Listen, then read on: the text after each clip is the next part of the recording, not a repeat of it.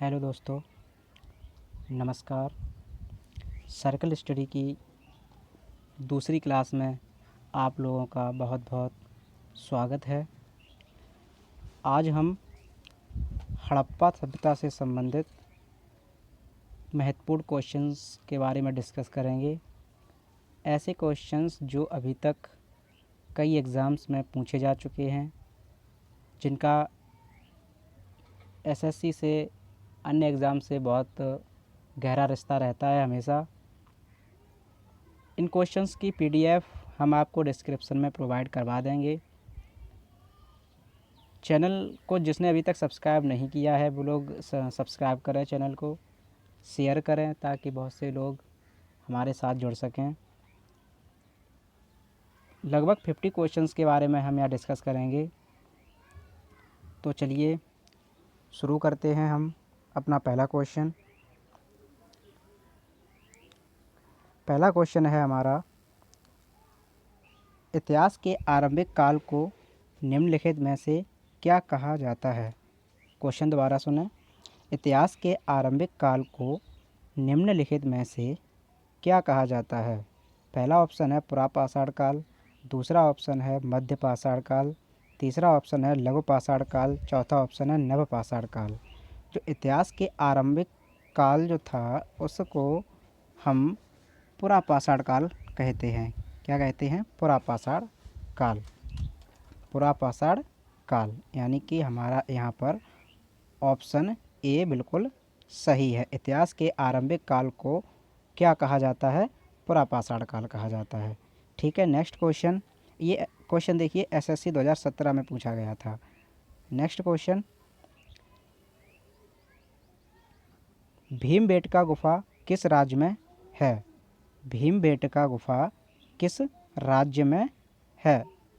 तो पहला ऑप्शन है तेलंगाना, दूसरा ऑप्शन है कर्नाटक, तीसरा ऑप्शन है ओडिशा, चौथा ऑप्शन है मध्य प्रदेश। तो इसका आंसर क्या सही रहेगा? भीमबेटका की गुफाएं मध्य प्रदेश में स्थित हैं। कहाँ हैं? मध्य प्रदेश में स्थित हैं। ये भी क्वेश्चन 2017 में एसएससी में पूछा गया था। नेक्स्ट क्वेश्चन आता है क्वेश्चन नंबर 3। क्वेश्चन नंबर 3 क्या है?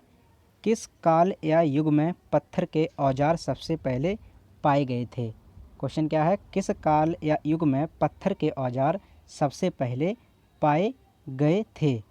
पहला ऑप्शन है नवपाषाण काल, दूसरा ऑप्शन है पुरापाषाण काल, तीसरा ऑप्शन है लघु पाषाण काल, चौथा ऑप्शन है मध्य पाषाण काल। ये भी क्वेश्चन 2017 का पूछा हुआ है।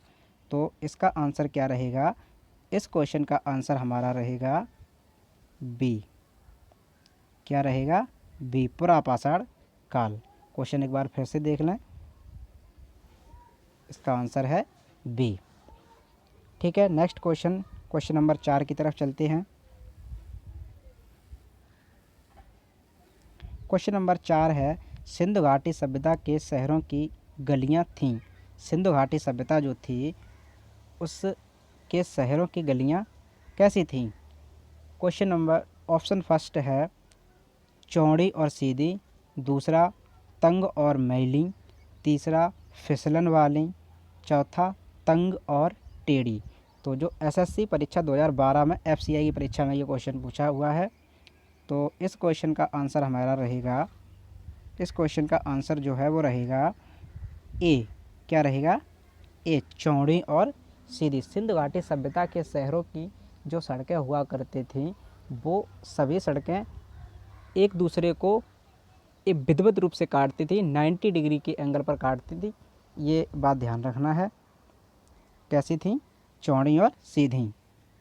यहाँ पर नोट करने वाली एक बात ये है कि हड़प्पा सभ्यता जो थी उसकी खोज कब हुई थी और किसने की थी? हड़प्पा सभ्यता जो सिंधु घाटी सभ्यता है उसको हड़प्पा सभ्यता भी कहा जाता है। तो सिंधु घाटी सभ्यता या हड़प्पा सभ्यता की खोज किसने की थी और कब की थी? तो यहाँ आंसर इसका होगा हड़प्पा सभ्यता की खोज 1921 में कब? 1921 1921 में दयाराम साहनी ने की थी। किसने की थी? दयाराम साहनी। कौन थे? दयाराम साहनी। दयाराम साहनी। नेक्स्ट आता है कि मोहनजोदड़ो की खोज किसने की थी? इसी से संबंधित है मोहनजोदड़ो। तो मोहनजोदड़ो की जो खोज थी, मोहनजोदड़ो की खोज कब हुई थी और किसने की थी? तो मोहनजोदड़ो 1922 में खोज हुई थी। कब? 1922 1922, जस्ट हड़प्पा सभ्यता के एक साल बाद। कब? हड़प्पा सभ्यता के एक साल बाद मोहनजोदड़ो की खोज हुई थी। और ये खोज किसने की थी? इस खोज से संबंधित थे राखाल दास बेनर्जी। कौन? राखाल दास बेनर्जी। इन दोनों नाम को ध्यान रखना, इनमें काफ़ी ज़्यादा कन्फ्यूजन रहती है। चलो नेक्स्ट क्वेश्चन की तरफ चलते हैं। Question number 5। क्वेश्चन नंबर 5 ये है हमारा। क्वेश्चन नंबर 5 है, निम्नलिखित में से कौन सी सभ्यता अपने नगर नियोजन के लिए प्रसिद्ध है? निम्नलिखित में से कौन सी सभ्यता अपने नगर नियोजन के लिए प्रसिद्ध है? पहला ऑप्शन है सिंधु घाटी सभ्यता, दूसरा ऑप्शन है मेसोपोटामियाई सभ्यता, तीसरा ऑप्शन है फारस सभ्यता, चौथा है मिस्र सभ्यता। निम्नलिखित में से कौन सी सभ्यता अपने नगर नियोजन के लिए प्रसिद्ध थी? एसएससी 2017 का ये क्वेश्चन है।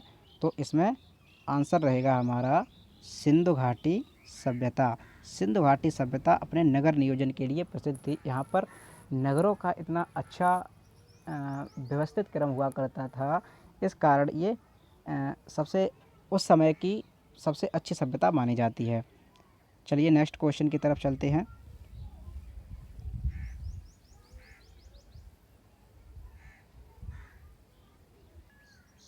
नेक्स्ट क्वेश्चन है क्वेश्चन नंबर 6। हड़प्पा और मोहनजोदड़ो के खंडर निम्नांकित में से किस नदी के तट पर पाए जाते हैं? हड़प्पा और मोहनजोदड़ो के खंडर निम्नांकित में से किस नदी के तट पर पाए जाते हैं? तो यहाँ पर जो ऑप्शंस दिए हुए हैं, ये ऑप्शन एसएससी परीक्षा 2010 में दिए हुए थे, जो कि एक भी ऑप्शन इनमें से सही नहीं था, इसलिए यहाँ पर स्टार लगा हुआ है। तो जो सही उत्तर होंगे इसके, हड़प्पा सभ्यता जो थी, हड़प्पा स्थल वो रावी नदी के किनारे स्थित था, और जो मोहनजोदड़ो था वो सिंधु नदी के किनारे स्थित था। कैसे था? जो हड़प्पा था, हड़प्पा वो था रावी के किनारे। किसके? रावी के। और जो मोहनजोदड़ो था, मोहनजोदड़ो जो था, मोहनजोदड़ो वो किसके किनारे था? सिंधु नदी के किनारे। कौन सी? सिंधु नदी के किनारे। यहाँ पर एक भी ऑप्शंस मैच नहीं करते हैं, तो इनको ध्यान रखना। नेक्स्ट क्वेश्चन है क्वेश्चन नंबर 7 आता है, सिंधु घाटी सभ्यता के निम्नलिखित स्थानों में से कौन सा स्थान सिंधु नदी के किनारे पर स्थित था? क्वेश्चन दोबारा सुनिए। सिंधु घाटी सभ्यता के निम्नलिखित स्थानों में से कौन सा स्थान सिंधु नदी के किनारे स्थित था? देखो वही क्वेश्चन आ गया आगे, जो अभी गलत हो रहा था पिछले क्वेश्चन में। तो इसका आंसर सही अभी बताया था, क्या होगा? मोहनजोदड़ो। मोहनजोदड़ो किस नदी के किनारे स्थित था? सिंधु नदी के किनारे। मोहनजोदड़ो किस नदी के किनारे था? सिंधु नदी के किनारे स्थित था। ठीक है। नेक्स्ट क्वेश्चन, क्वेश्चन नंबर 8 की तरफ हम चलते हैं। सिंधु घाटी सभ्यता की लिपि कौन सी थी? सिंधु घाटी सभ्यता की लिपि कौन सी है? तो इसका आंसर क्या होगा? इसका आंसर क्या होगा? अज्ञात। यानी कि वो एक ऐसी लिपि थी, एक चित्रात्मक लिपि हुआ करती थी, जिसके बारे में अभी तक कोई जानकारी नहीं जुटा पाया है। ऐसी लिपि जिसे अभी तक पढ़ा नहीं जा सका, उस लिपि को अज्ञात लिपि कह देते हैं। अज्ञात है यानी कि जो अभी तक पढ़ी नहीं जा सकी। तो सिंधु घाटी सभ्यता की लिपि कौन सी है? अज्ञात लिपि है, उसको भी पढ़ा नहीं जा सका है। ठीक है, आगे चलते हैं नेक्स्ट क्वेश्चन की तरफ। क्वेश्चन नंबर 9, मोहनजोदड़ो का स्थानीय नाम डॉट डॉट था, यानी मोहनजोदड़ो का स्थानीय नाम क्या था, जो यहाँ पर भरा जाएगा। पहला ऑप्शन रेगिस्तान का टीला, बी नंबर नदी मुख भूमि का टीला, सी मृतकों का टीला, डी जीवन का टीला। तो यहाँ पर सही आंसर क्या होगा इसका? मृतकों का टीला। मोहनजोदड़ो का स्थानीय नाम क्या है? मृतकों का टीला। मोहनजोदड़ो का स्थानीय नाम मृतकों का टीला। ये ऑप्शन इसका सही रहेगा। चलिए नेक्स्ट क्वेश्चन की तरफ चलते हैं। मोहनजोदड़ो में सबसे बड़ा भवन कौन सा है? मोहनजोदड़ो जो स्थान है सिंधु नदी के किनारे भी बताया था, तो मोहनजोदड़ो में सबसे बड़ा भवन कौन सा है? सबसे बड़ा भवन कौन सा है? तो पहला ऑप्शन विशाल स्नानागार, बी धान्यागार, सी स्तंभ हॉल, डी 2 मंजिला मकान। तो इसका सही आंसर क्या होगा? धान्यागार। क्या होगा? धान्यागार। मोहनजोदड़ो में सबसे बड़ा भवन कौन सा है? धान्यागार। चलिए नेक्स्ट क्वेश्चन की तरफ चलते हैं। ये भी एसएससी एफसीआई 2012 का क्वेश्चन है। क्वेश्चन नंबर 11, विशाल स्नानागार ग्रेट बाथ कहाँ मिला था? विशाल स्नानागार या ग्रेट बाथ कहाँ मिला था? तो पहला ऑप्शन हड़प्पा, दूसरा लोथल, तीसरा चनहूदड़ो, चौथा मोहनजोदड़ो। तो इसका सही आंसर क्या होगा? मोहनजोदड़ो। विशाल स्नानागार मोहनजोदड़ो से मिला हुआ था। कहाँ मिला हुआ था? मोहनजोदड़ो। अभी बताया था मोहनजोदड़ो किस नदी के किनारे स्थित है? सिंधु नदी के किनारे। किसके? सिंधु नदी के किनारे। सिंधु नदी के किनारे मोहनजोदड़ो स्थित है। ठीक है, अगला क्वेश्चन, क्वेश्चन नंबर 12 की तरफ हम चलते हैं। क्वेश्चन नंबर 12 क्या है? सिंधु घाटी के लोगों की एक महत्वपूर्ण रचना निम्नलिखित में से किसकी मूर्ति थी? क्वेश्चन दोबारा सुनिए। सिंधु घाटी के लोगों की एक महत्वपूर्ण रचना निम्नलिखित में से किसकी मूर्ति थी? किसकी मूर्ति थी? ऑप्शन फर्स्ट है नटराज, दूसरा ऑप्शन है नृत्य करती हुई बालिका, तीसरा है बुद्ध, चौथा है नरसिम्हा। तो इसका सही आंसर क्या होगा? नृत्य करती हुई बालिका। नृत्य करती हुई बालिका। सिंधु घाटी के लोगों की एक महत्वपूर्ण रचना निम्नलिखित में से किसकी मूर्ति थी? वो एक नृत्य करती हुई बालिका की मूर्ति प्राप्त हुई थी। ठीक है, नेक्स्ट क्वेश्चन की तरफ चलते हैं। क्वेश्चन नंबर 13 है, देवी माता की पूजा संबंधित थी। देवी माता की पूजा किससे संबंधित थी? यानी क्वेश्चन ये पूछ रहा है। इसके ऑप्शंस हैं, पहला ऑप्शन आर्य सभ्यता के साथ, दूसरा ऑप्शन है भूमध्य सागरीय सभ्यता के साथ, तीसरा ऑप्शन है सिंधु घाटी सभ्यता के साथ, चौथा ऑप्शन है उत्तर वैदिक सभ्यता के साथ। देखिए दोस्तों, ये जो अभी लेक्चर चल रहा है ये बहुत ज़्यादा इम्पोर्टेंट क्वेश्चंस को मैंने कलेक्ट किया हुआ है, जो भी सभी क्वेश्चन किसी न किसी परीक्षा में आए हुए हैं। इसलिए इन क्वेश्चंस पर विशेष फोकस करें और इन क्वेश्चन को एक जगह नोट करें और इनको अच्छे से याद कर लें। मैं इसकी पीडीएफ भी डिस्क्रिप्शन में प्रोवाइड करवा दूंगा। तो अभी 13 क्वेश्चन है, इसका आंसर क्या होगा? देवी माता की पूजा संबंधित थी। तो इसका आंसर सही वाला होगा सिंधु घाटी सभ्यता के साथ। सिंधु घाटी सभ्यता के साथ। क्वेश्चन क्या है? देवी माता की पूजा संबंधित थी, सिंधु घाटी सभ्यता के साथ ही संबंधित थी। सभी क्वेश्चंस को नोट कर लेना, चैनल को सब्सक्राइब करें और ज़्यादा से ज़्यादा लोगों के पास शेयर करें और ज़्यादा से ज़्यादा लोगों को जोड़ने की कोशिश करें। जैसे मैं वीडियो बनाऊं तो ज़्यादा से ज़्यादा लोगों के पास पहुंचे, मुझे भी लगे कि हाँ, जो भी लोग देख रहे हैं वो भी हमारा सपोर्ट कर रहे हैं। तो ठीक है, नेक्स्ट क्वेश्चन, सिंधु घाटी सभ्यता का पत्तन नगर यानी बंदरगाह कौन सा है? सिंधु घाटी सभ्यता का पत्तन नगर यानी बंदरगाह कौन सा है? तो इसके ऑप्शंस हैं, पहला ऑप्शन कालीबंगन, दूसरा लोथल, तीसरा रोपड़, चौथा मोहनजोदड़ो। तो जो पत्तन सिंधु घाटी सभ्यता का बंदरगाह कौन सा था? सिंधु घाटी सभ्यता का बंदरगाह था लोथल। क्या था? लोथल। तो लोथल वर्तमान में किस राज्य में स्थित है? लोथल गुजरात में स्थित है और लोथल जो है वो भोगवा नदी के किनारे पर स्थित है। कौन सी नदी? भोगवा नदी के किनारे स्थित है।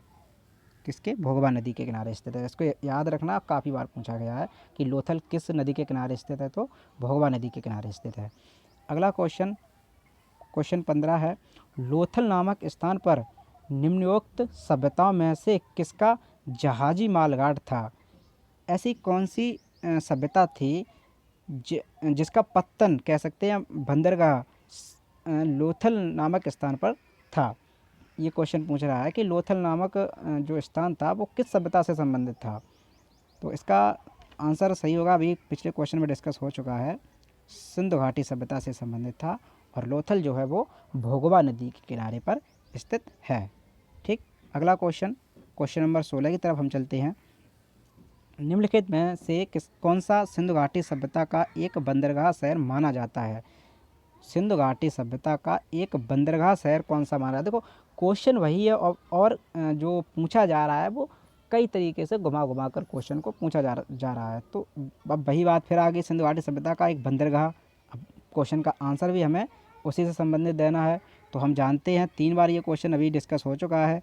क्या बंदरगाह कौन सा था, लोथल, वही लोथल जो गुजरात में स्थित है और भोगवा नदी के किनारे पर बसा हुआ है। ठीक है, ये भी क्वेश्चन 2017 में पूछा गया है एसएससी परीक्षा का। नेक्स्ट क्वेश्चन है क्वेश्चन नंबर 17, क्या है, सिंधु घाटी सभ्यता में कालीबंगा निम्नलिखित में से किसके लिए प्रसिद्ध है। जो कालीबंगा स्थान था वो किसके लिए प्रसिद्ध है।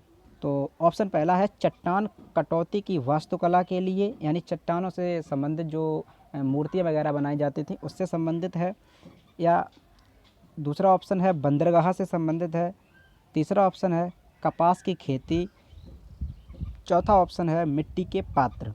तो यहाँ पर सही आंसर जो होगा वो होगा कालीबंगा जो है किसके लिए प्रसिद्ध है, मिट्टी के पात्र के लिए। किसके लिए, मिट्टी के बर्तन यहाँ से प्राप्त हुए थे, इसलिए कालीबंगा का महत्व है। ठीक है, मिट्टी के पात्र यानी पात्र मीन्स होता है बर्तन, बर्तन मिले थे यहाँ से मिट्टी के। देखिए ये भी क्वेश्चन 2017 एसएससी का पूछा हुआ है। चलिए next question, question number 18, Sindhu अर्थव्यवस्था की ताकत क्या थी। सिंधु अर्थव्यवस्था जो थी, अर्थव्यवस्था ऐसा कौन सा कार्य था जिस पर पूरी सिंधु सभ्यता की अर्थव्यवस्था टिकी हुई थी, जहाँ से वो लोग अपनी इकोनॉमी चलाते थे। तो क्वेश्चन ये है और इसके ऑप्शंस क्या हैं। पहला है कृषि, यानी सिंधु घाटी सभ्यता की अर्थव्यवस्था की ताकत क्या थी। पहला है कृषि, दूसरा व्यापार, तीसरा चाक पर बनाए गए मिट्टी के बर्तन, चाक पर यानी चाक जिससे मटके वगैरह बनते हैं वो चाक होता है, उससे बनाए हुए मिट्टी के बर्तन, या फिर बढ़ईगीरी। तो इनमें से जो सही आंसर होगा वो होगा व्यापार। जो सिंधु घाटी सभ्यता के लोग हुआ करते थे वो व्यापारी थे। कौन थे, व्यापारी, और वो व्यापार करते थे। ठीक है, नेक्स्ट क्वेश्चन, ये भी क्वेश्चन 2014 में आया हुआ है। Next question, question number 19, question number 19 क्या है, निम्नलिखित में से कौन सी धातु हड़प्पन सभ्यता में नहीं पाई जाती। हड़प्पा सभ्यता लिखा हो या सिंधु घाटी सभ्यता लिखा हो या सिंधु सभ्यता लिखा हो, सभी का मतलब एक ही होता है यहाँ। तो क्वेश्चन है निम्नलिखित में से कौन सी धातु हड़प्पन सभ्यता में नहीं पाई गई थी। ऐसी कौन सी धातु है जो हड़प्पा सभ्यता में नहीं मिलती थी, जहाँ खुदाई के दौरान ऐसी कौन सी धातु है जो हड़प्पा सभ्यता में नहीं मिली थी। तो इसका आंसर होगा, पहला है, ऑप्शन देखिए, पहला है सोना, दूसरा है तांबा, तीसरा है चांदी, चौथा है लोहा। तो इसका आंसर सही होगा वो लोहा सही होगा। क्या होगा, लोहा। हड़प्पा सभ्यता के दौरान कहीं से भी खुदाई में लोहे के साक्ष्य नहीं मिले हैं। कौन सी धातु के, लोहे के साक्ष्य नहीं। वैसे सोना का भी साक्ष्य मिला हुआ है, तांबा भी मिला हुआ है, चांदी भी मिली हुई है खुदाई में, लेकिन लोहे का कहीं भी प्रमाण नहीं मिलता है। ठीक है, नेक्स्ट क्वेश्चन की तरफ चलते हैं। ये भी क्वेश्चन देखिए 2017 का पूछा हुआ है। सभी नए क्वेश्चन हैं और हर एक बार जो क्वेश्चन पूछा जाता है एक नए स्टाइल से पूछते हैं सभी। नेक्स्ट क्वेश्चन, क्वेश्चन नंबर 20, सोरतुगई यानी सिंधु घाटी सभ्यता किस देश में है। सिंधु घाटी सभ्यता किस देश में है। सिंधु घाटी सभ्यता किस देश में है, यानी एक सोरतुगई स्थान होगा वो किस देश में स्थित है, जो सिंधु घाटी सभ्यता से संबंधित है। सोर्तगोई स्थान सिंधु घाटी सभ्यता से संबंधित है या किस देश में है? तो इसका पहला ऑप्शन है भारत, दूसरा ऑप्शन है पाकिस्तान, तीसरा ऑप्शन है अफ़गानिस्तान, चौथा ऑप्शन है तिब्बत। तो इसका सही आंसर होगा सोर्तगोई जो है वो अफ़गानिस्तान से संबंधित है। किससे है? अफ़गानिस्तान से संबंधित। देखिए ये भी question SSC online CPO SI की परीक्षा में 5 जुलाई 2017 को पूछा गया था। नेक्स्ट क्वेश्चन की तरफ चलते हैं। तो देखिए दोस्तों यहाँ पर हमारे क्वेश्चंस सभी कंप्लीट होते हैं। 20 क्वेश्चंस यहाँ पर हो चुके हैं और जो नीचे दिए हुए हैं क्वेश्चंस ये डायरेक्ट वन-लाइन क्वेश्चन है और जो ऑनलाइन परीक्षा प्रश्न 2016 से लेकर 18 तक आए हुए हैं। तो अभी इनके बारे में हम लोग डिस्कस करेंगे। तो अभी तक जिन लोगों ने सब्सक्राइब नहीं किया है तो कृपया वे लोग सब्सक्राइब कर लें, चैनल को सब्सक्राइब करें और चैनल को लाइक भी करें और अपने दोस्तों के साथ शेयर करें और उसके साथ साथ अपने व्हाट्सएप के स्टेटस पर भी इसको लगाएं। अभी छोटा हमारा चैनल है, स्टार्ट किया हुआ है। अगर आप लोग सपोर्ट करेंगे तो निश्चित ही हमें भी अच्छा लगेगा और हमारी कोशिश भी यही रहेगी कि हम आप लोगों को अच्छा से अच्छा प्रोवाइड करा सकें। जब ज़्यादा से ज़्यादा लाइक मिलते हैं, ज़्यादा से ज़्यादा सब्सक्राइब हो जाते हैं तो हमें भी यही लगता है कि हाँ हमारे द्वारा बनाया हुआ वीडियो हमारे दोस्तों को पसंद आ रहा है, यानी हम और थोड़ा अच्छा करें जिससे और लोगों को बेनिफिट मिल सके। तो इसमें शुरुआत का रिज़ल्ट हमारे सर कहते हैं शुरुआत का रिज़ल्ट हमेशा छोटा होता है।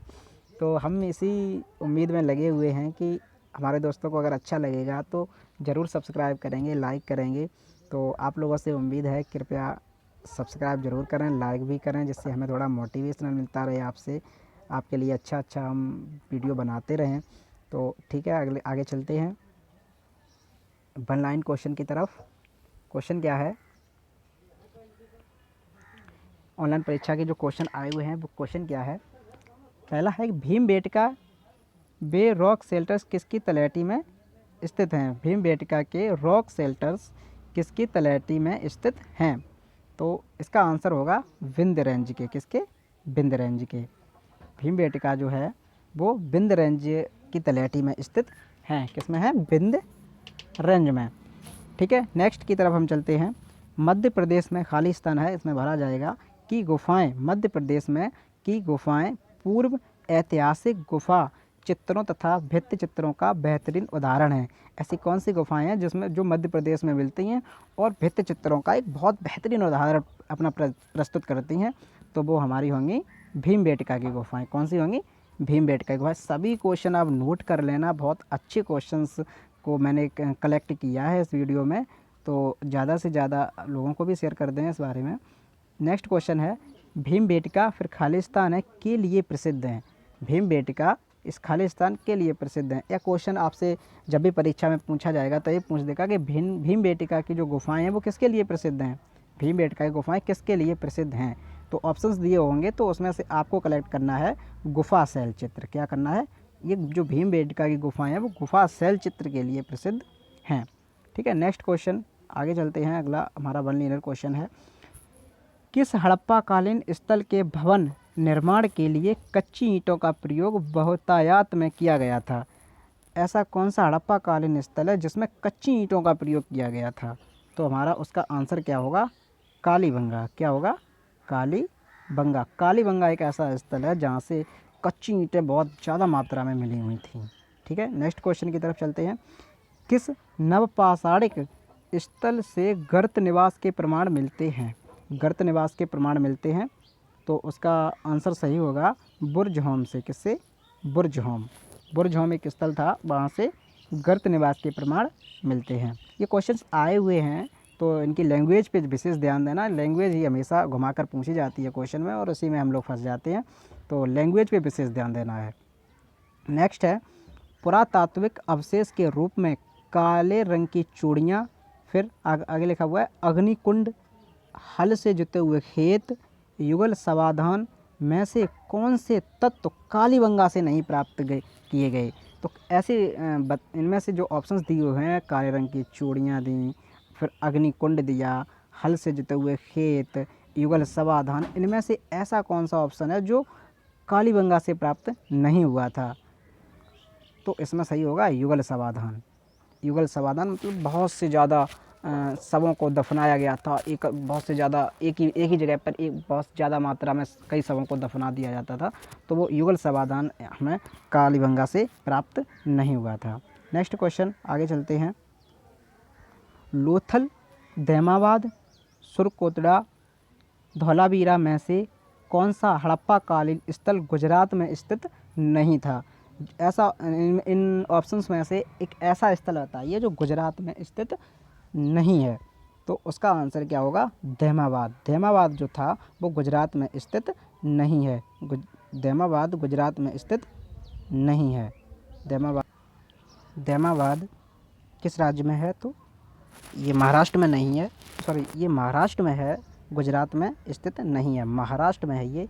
और ये गोदावरी की एक सहायक नदी प्रवरा नदी के तट पर स्थित है। दैमाबाद प्रवरा नदी के तट पर स्थित है। कहाँ पर पड़ता है? महाराष्ट्र में। चलिए नेक्स्ट क्वेश्चन की तरफ हम चलते हैं। नेक्स्ट क्वेश्चन क्या है? लंगनाज, गणेश्वर, बागोर, आदमगढ़ में से कौन सा स्थल मध्य पाषाण कालीन नहीं है? तो इसका आंसर होगा गणेश्वर। गणेश्वर जो है ये मध्य पाषाण कालीन स्थल नहीं है।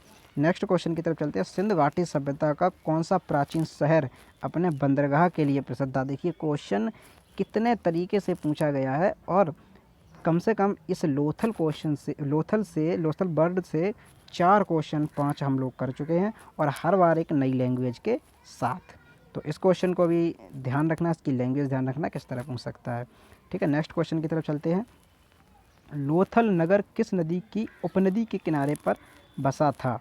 लोथल नगर किस नदी की उपनदी के किनारे पर बसा था? तो ये एक साबरमती नदी है गुजरात में, उसकी अभी मैंने बताया था लोथल किस नदी के किनारे? भोगवा नदी के किनारे पर बसा हुआ था। कौन सी थी?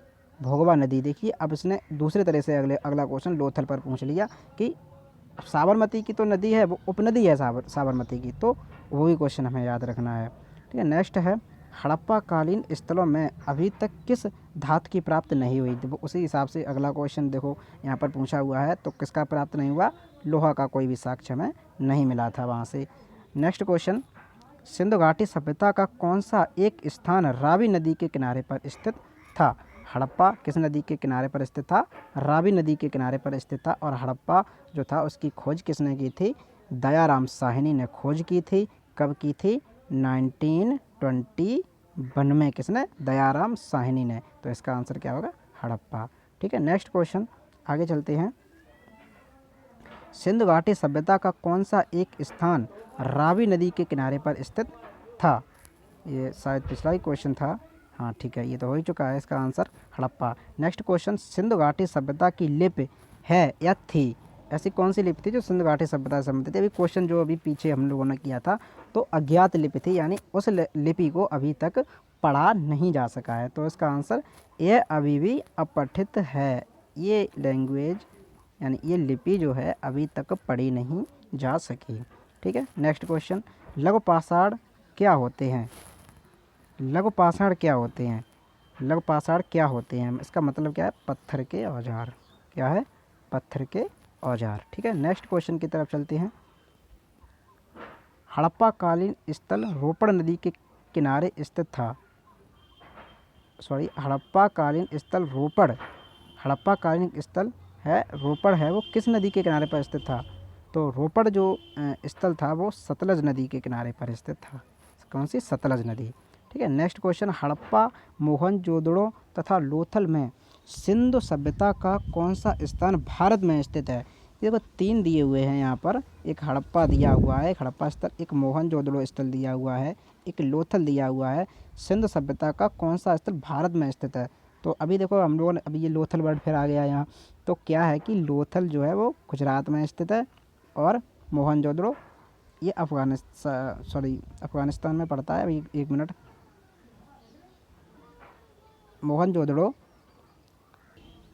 मोहनजोदड़ो जो है वो पाकिस्तान में स्थित है, हड़प्पा भी पाकिस्तान में स्थित है, लोथल गुजरात में पड़ता है। ठीक है, अगला क्वेश्चन, कौन सी एक विशेषता सिंधु घाटी सभ्यता के प्रमुख शहरों की एक सामान्य विशेषता नहीं थी?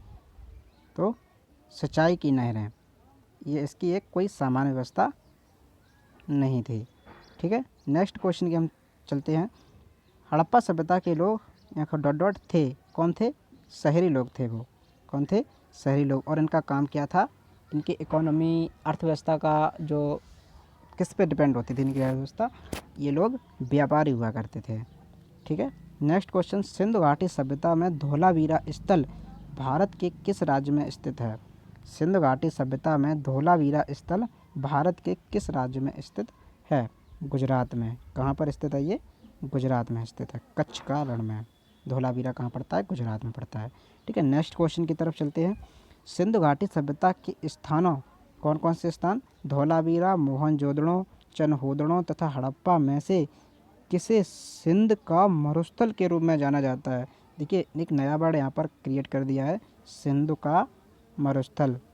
सिंधु का मरुस्थल, इनमें ये जो ऑप्शंस दिए हुए हैं स्थल, धौलावीरा, मोहनजोदड़ो, चनहौदड़ो तथा हड़प्पा, इनमें सिंध का मरुस्थल किसे कहते थे? तो ये मोहनजोदड़ो को। किसे कहते थे? मोहनजोदड़ो को। ठीक है, नेक्स्ट क्वेश्चन की तरफ। सिंधु घाटी सभ्यता का कौन सा एक स्थान लूनी नदी के किनारे पर स्थित था? किसके? लूनी नदी के किनारे। तो लूनी नदी के किनारे कौन सा था? धोलावीरा। ये बहुत ज़्यादा इंपॉर्टेंट है, हर एक बार पूछ लिया जाता है। धोलावीरा किस नदी के किनारे स्थित है? लूनी नदी के। कौन सी नदी है? लूनी नदी। धोलावीरा लूनी नदी के किनारे पर स्थित है। ये इंपॉर्टेंट क्वेश्चन है, इसको भी नोट कर लेना। ठीक है, नेक्स्ट क्वेश्चन की तरफ चलती है। युगल समाधान, ऐसा स्थान जहाँ पर ज़्यादा से ज़्यादा लोगों को एक साथ दफनाया गया था, तो उसे युगल समाधान बोलते हैं। फारस की मोहरें, कौन कौन? युगल समाधान, फारस की मोहरें, बंदरगाह एवं उत्तम किस्म के जौ में से कौन सा तत्व पुरातात्विक अवशेष के रूप में लोथल से नहीं पाए गए थे? तो क्या चीज़ नहीं पाई गई थी? उत्तम किस्म के जौ जो थे वो लोथल से नहीं मिले थे, बाकी के सभी चीज़ वहाँ से मिली थी। उत्तम किस्म के जौ को छोड़कर युगल समाधान भी मिला हुआ था लोथल से, फारस की मोहरें मिली थी, बंदरगाह मिला था। तो नेक्स्ट क्वेश्चन की तरफ चलते हैं। सही सुमेलित हैं ये पहले से ही सही सुमेलित हैं। क्या क्या? देखिए, मोहनजोदड़ो, वहाँ से क्या मिला था? मोहनजोदड़ो से क्या मिला था? ग्रेट बात है, नहीं, विशाल स्नानागार यहाँ से मिला था। हड़प्पा से क्या मिला था? Statue of priest. Statue of priest ये हड़प्पा से प्राप्त हुआ था। कालीबंगा से हल के चिन्ह मिले हुए थे। क्या? हल के चिन्ह, यानी जोते हुए से खेत मिले हुए थे, वो कालीबंगा से प्राप्त हुए थे। लोथल से क्या मिला था?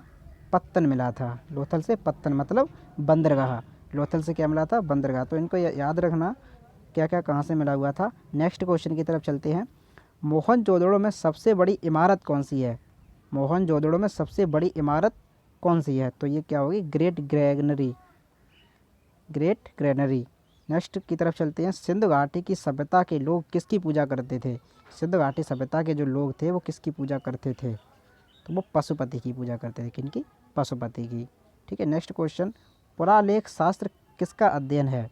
पुरालेख शास्त्र जो होता है वो, उस पर हम किस चीज़ का अध्ययन करते हैं? शिलालेखों का। किनका? शिलालेखों का अध्ययन करते हैं। नेक्स्ट की तरफ। ऐतिहासिक लेखों का संरक्षण विज्ञान की किस शाखा के अंतर्गत आता है? ऐतिहासिक लेखों का संरक्षण विज्ञान की किस शाखा के अंतर्गत आता है? बहुत अच्छा इंपॉर्टेंट क्वेश्चन है ये, इसको याद रखना। इंपॉर्टेंट क्वेश्चन है कि ऐतिहासिक लेखों का संरक्षण विज्ञान के किस शाखा के अंतर्गत आता है? तो म्यूजियोलॉजी। कौन सी है ये? म्यूजियोलॉजी के अंतर्गत आता है। ठीक है, अगला क्वेश्चन। हाँ, तो यहाँ पर देखिए हमारे सभी क्वेश्चंस कंप्लीट होते हैं, तो आप लोग एक बार लाइक ज़रूर कर दें, सब्सक्राइब करें और ज़्यादा से ज़्यादा लोगों के पास फॉरवर्ड कर दें, जिससे ज़्यादा से ज़्यादा लोग चैनल पे आ सकें। नया चैनल है और हमारी कोशिश भी यही रहेगी कि ज़्यादा से ज़्यादा लोगों को अच्छा कंटेंट हम उपलब्ध कराएं। और ऐसे क्वेश्चंस जो ज़्यादातर परीक्षा में पूछे गए हैं, हम ऐसे क्वेश्चंस को कलेक्ट करके हम अपनी वीडियो में रखते हैं। अगर क्वेश्चन अच्छे लगें तो इनको ज़रूर एक किसी नोट कर लेना और हम कोशिश करेंगे इसकी PDF प्रोवाइड कराने की। आज की वीडियो में हमने वही क्वेश्चन रखे जो परीक्षा में पूछे गए, विभिन्न अलग अलग परीक्षाओं में पूछे गए हैं।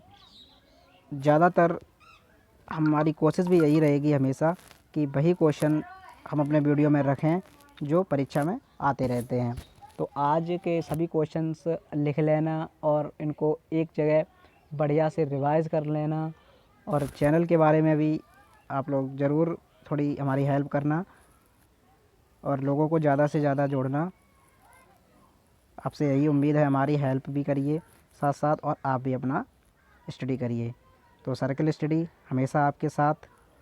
और thank you for watching our channel. Thanks.